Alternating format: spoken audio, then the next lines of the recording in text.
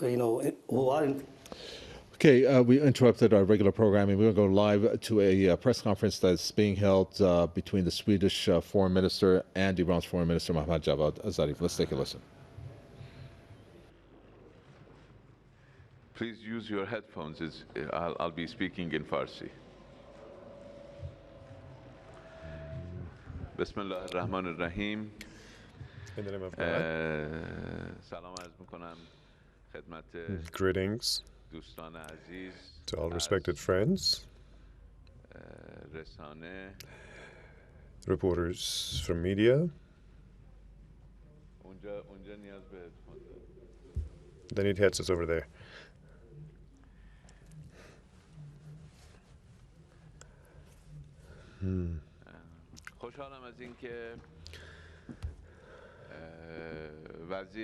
Well, I'm pleased to have the respected Foreign Minister of Sweden, Mr. Carl Bildt. I'm happy to see him here. He's accepted my invitation for a visit to Iran.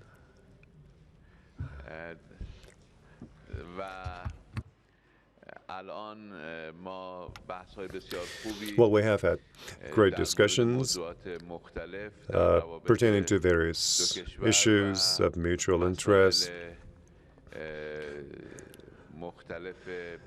as well as a range of international issues. We have not been able to find time to talk about regional issues during lunch. We're supposed to be discussing regional problems and issues like Afghanistan, Syria, and other topics. Well, there were some topics like the nuclear story, and then the goodwill in pursuing nuclear talks, and the joint optimism of ours, me and Mr. Carville, regarding the capability of both sides to reach an agreement within 6 months, and then also the need for this political solution was discussed. I'm hopeful that a positive role that Mr. Bildt himself has had in encouraging a solution based on negotiations, and also that would envisage the rights of the Iranian people. Hopefully, this trend will be pursued by him. We also touched upon human rights. We exchanged views on human rights issues. Of course, we are kind of different in our viewpoints and the way to pursue human rights issues on the international community, but I think that the conduct of talks regarding human rights sets the stage for getting closer together and having a better understanding, a mutual understanding of the issue, so that we could use this mutual understanding for advancement of humanitarian goals. I believe that human rights discussions between Iran and Sweden, and also between Iran and the European Union, hopefully will be able to pave the way for further understanding in this major issue, and difference of opinion would be kind of lessened, and pursuit of human rights issues outside of the framework, a political framework, and it could be made possible so that this will not could be utilized in a political way. So we have had some good discussions regarding this issue, as well as mutual relations between Iran and Sweden. There have been 150 years or 300 years, depends. We're going to hold the commission to see if we have had relations for 300 years or for 150 years. We'll determine that. But it's been for ages we have had relations in the course of history, and as two countries with a long and historical record of relations. There are great grounds for economic, cultural, and political ties between the two nations. We came to agree that those grounds will also be further promoted. Given the international developments, we will hopefully be working together more. So one more time, I would like to welcome the respected Swedish Foreign Minister and his entourage. Hopefully, they enjoyed the visit yesterday to the beautiful city of Isfahan, and they found the chance to get better familiar with the Iranian civilization, historical culture during that visit. And hopefully this visit will be ushering in further and closer cooperation between Iran and Sweden. Thanks very much. من آقای ظریف تشکر میکنم. I've come here, of course, at what I think is an extremely important time. There hasn't been a Swedish foreign minister here since 2002. That is not necessarily the biggest of the problems that we've been confronted, but it's a symbol of the period that is behind us in these particular respects. We hope that there will be the possibility of moving forward, not only between Sweden and Iran, Sweden and the European Union, and Sweden and the outside world, but that we must all do our utmost to make that a reality. We've had, I think, half of our conversation so far. We'll continue over lunch, but an exchange of view with, notably, needless to say, the nuclear issue. We have exchanged views on that just a couple of days ago in Munich in public as well. And just repeat what I said then, that I'm convinced if there is goodwill on both sides, a deal is possible within the very ambitious timescale of 6 months. It's not going to be easy, and it requires a genuine will for compromises on both sides. But I think the benefits that are there for both sides are so obvious that everyone should focus minds on actually achieving it. Needless to say, we respect the right of Iran to a peaceful nuclear energy program. Sweden has one. But it is up to Iran within the talks to agree on the modalities to make certain that there is complete international confidence in this.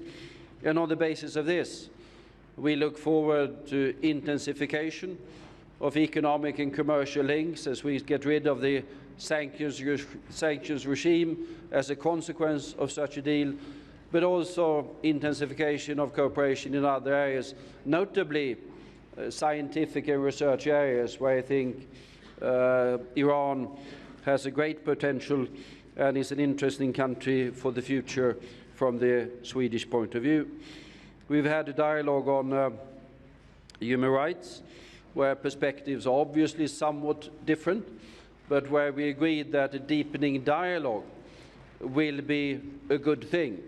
We will look forward or look at the different ways in which this can be done in order to pursue the dialogue and see if we can move forward on issues where views and perspectives are different.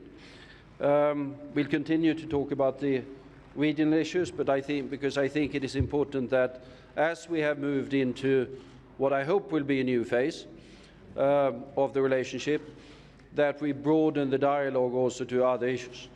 It has to be said that we have had a dialogue over the years between Sweden and Iran also on the regional issues, but that this is broadened to dialogue also between Sweden and the European Union on regional and other issues that are of concerns to us. We spent some time also on an issue that is regional and bilateral and mutual, and that is fighting drug smuggling and drug abuse, and see whether there is the possibility to do more together on an issue that deeply affects both of our societies. بسم الله الرحمن الرحیم با عرض سلام و خسته نباشید به جناب آقای دکتر ظریف. Well, greetings to Dr. Zarif, respected Iranian Foreign Minister, and also to Mr. Carl Bildt, the respected Foreign Minister of Sweden. First question by Samir Obeid from Swedish SVT News Agency. Yes, I'm Samir Obeid from Swedish television. Mr. Foreign Minister Zarif, you talked a lot here about human rights. What will the Iranian government do in the near future to improve human rights in Iran? Well, I think every government is responsible and must do a lot to improve its human rights situation, and Iran is not an exception. Human rights, particularly in the context of the division of power that exists between the executive, the judiciary, and the legislative branch in Iran is a process of consensus building, not an immediate issue that could be done by decree. The government, the president, has made a number of commitments during his campaign, and he intends to keep his promises, and he has made that public. Having said that, I must emphasize that when you look at a country in which over the past 30 years you've had the transfer of authority from one president, one administration to another through the ballot box, then that provides for a sustainable process of democratic institution building, which is rather rare in this region. We have not seen coups, we have not seen interference by others in the electoral process. We have seen that last time 73% of the Iranian population participated in an election and chose a president based on their free will. I think these are important indications of the situation of human rights, but of course human rights in any country can take improvement, and we are there in order to make sure that that happens.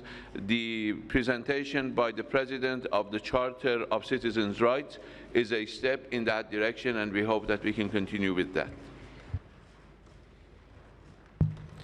آقای شاهسوند از واحد مرکزی خبر. Shahsavan from Central News Bureau of Iran. Well, my question is for the respected Swedish Foreign Minister. The question is, Mr. Cartbill, given the some news out there that sanctions against Iran will be alleviated or lifted, that's why you're pursuing. Is that why you're pursuing your visit? The purpose for your visit? I wouldn't link it directly to that, but I would say that the new atmosphere that has been created, including by the interim deal, has of course greatly facilitated the possibility to develop a dialogue with Iran.